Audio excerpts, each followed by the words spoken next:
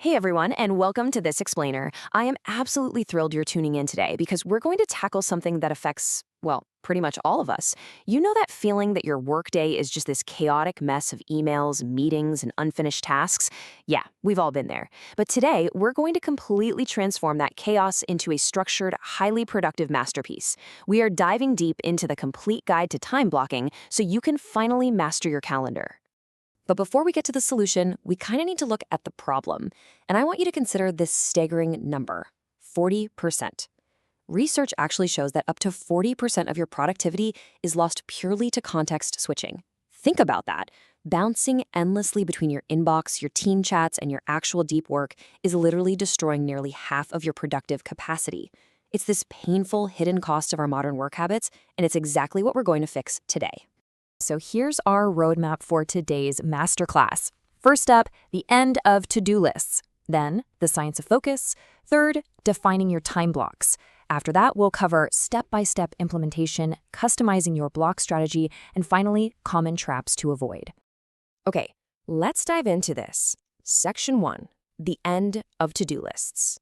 We really need to talk about why standard, endless to-do lists are actively draining your energy. This quote from productivity expert Cal Newport perfectly captures the mindset shift we need here. Relying on your inbox to drive your daily schedule is an incredibly reactive approach. It constantly puts you on the defensive. You know the drill. You spend all day fielding requests, crossing off tiny, insignificant tasks, and by 5 p.m., you feel completely exhausted but totally unaccomplished. The very best knowledge workers, they treat their time like capital. They invest it proactively. And honestly, here's the brutal irony of the modern workplace. Just look at these stats. 70% of employees are working overtime, yet 82% of them don't use any formal time management system whatsoever. No way, right? We're working longer, we're working harder, but we are completely failing to actually manage our time. Time blocking is the logical, structural antidote to all of this exhaustion. All right, moving to section 2, the science of focus. Let's look at the brain. So why is time blocking so remarkably effective? Well, because our brains physically struggle with the way we currently try to work, it all boils down to a concept called attention residue. Now, what's really interesting about this slide is how it explains that cognitive drag. When you quickly jump from checking a random email to, say, trying to write a complex report, your brain doesn't just instantly switch gears. A portion of your attention literally remains stuck on that email. And that residue creates massive friction, making you slower, more prone to errors, and just mentally drained. Now, let's see how this ties into our daily energy cycles. Our brains operate on natural ultradian rhythms, basically cycling through peaks and valleys of alertness throughout the day. Time blocking allows for what we call energy task alignment. The goal is to align your high-energy, demanding, creative work with your brain's peak hours. Then you match medium energy to routine collaboration, and you save those low-energy dips for simple admin tasks and emails. You're finally working with your brain's natural rhythm, not fighting against it. And of course, we absolutely cannot talk about the science of work without bringing up Parkinson's law. This is the old adage that work expands to fill the time available for its completion. If you give yourself all day to write a single proposal, guess what? It's going to take all day.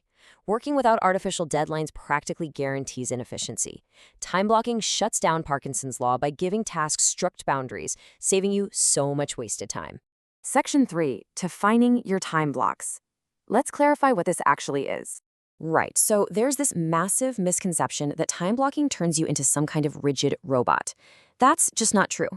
In reality, time blocking is a proactive, protective shield for your deepest, most important priorities.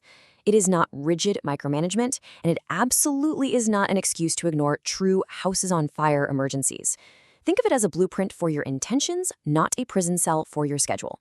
And this brilliantly illustrates a nuance that trips a lot of people up, the difference between time blocking and time boxing. Blocking is about carving out time for themes. For example, assigning a broad 2-hour block just to a set of similar tasks, like marketing admin, simply to reduce context switching. Time boxing, on the other hand, is much stricter. It's assigning a hard start and end time to one specific individual task to force you to finish it. They're both great, but time blocking gives you that broader, thematic control over your entire day. Okay, section 4, step-by-step implementation. This is where we take back your calendar. Listen, if you are brand new to this, please do not try to schedule every single minute of your day tomorrow. You will burn out immediately, for sure. Start with these foundational steps. Step 1, run a simple time audit for a few days. Just track where your time is currently leaking out. Step 2, identify your absolute top 3 to 5 priorities. And step 3, start with basic blocking. Actually keep it incredibly simple at first. Just try chunking your day into large 2 to 4 hour thematic phases. Now, if you need a highly actionable framework that you can apply to your schedule right this second, try the 3-3-3 rule. It's fantastic. You dedicate 1 3-hour blocked chunk of time to your most important deep work project. Then, block out time for 3 shorter, maybe more urgent tasks. Finally, block time to handle 3 maintenance activities. Things like clearing out emails or scheduling meetings. It's basically a perfectly balanced diet for a genuinely productive workday. Section 5, customizing your block strategy, because flexibility is key.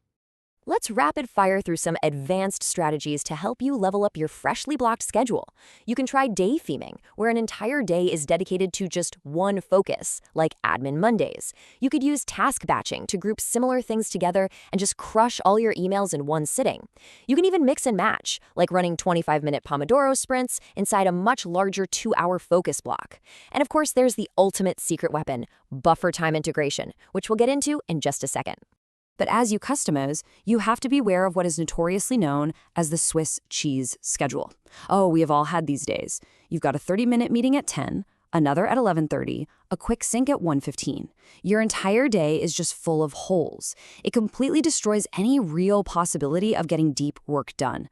You really have to aggressively group those meetings together so you can preserve your long, uninterrupted blocks of time. Finally, Section 6, common traps to avoid. Let's talk about beginner mistakes. The absolute number one mistake beginners make is overscheduling 100% of their day. They block out every single minute. The problem? Well, the moment a single meeting runs 5 minutes long, the entire calendar collapses like a house of cards. The solution here is the 85% rule. Only ever schedule about 85% of your available time. You have to leave intentional white space to absorb the inevitable chaos of reality. And here is another incredibly relatable trap: perfectionist planning. I mean, it is deeply ironic to spend more time color-coding and planning a schedule than actually executing the work on it, right? Don't let the planning itself become a sneaky form of procrastination.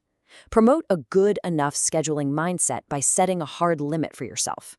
Spend exactly 15 minutes planning your day, no more, and then get straight to work. So the crucial point is this: your system must have shock absorbers. Implementing the buffer time protocol is exactly how you survive contact with reality.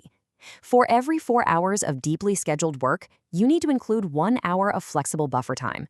This is completely unscheduled time. It's meant to catch the spillover tasks, the unexpected phone calls, the urgent little fires that pop up. Buffer time is quite literally the magic ingredient that makes time blocking sustainable in the real world.